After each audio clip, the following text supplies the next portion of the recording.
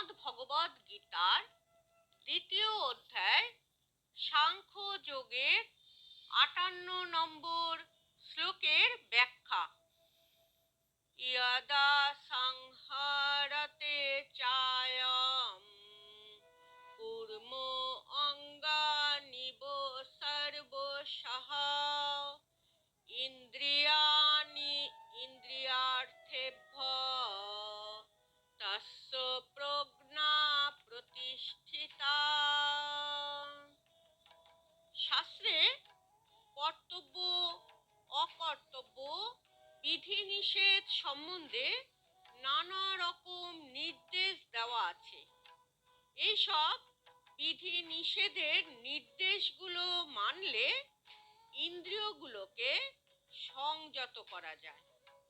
ইন্দ্রিয়গুলোকে সংযত এবং নিয়ন্ত্রিত করতে পারলে চিন্ময় জ্ঞানে প্রতিষ্ঠিত হওয়া যায় এবং সেই ভক্তই ভগবত ধামে গমন করেন।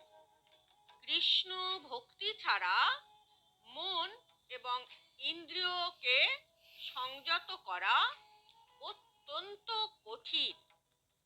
যেমন কূর্ম বা কচ্ছপ যে কোনো সময় তার হাত পা মাথা প্রভৃতি সমস্ত অঙ্গগুলো তার খোলসের মধ্যে গুটিয়ে নিতে পারে, আবার প্রয়োজন হলে অঙ্গ বার করেও আনতে পারে।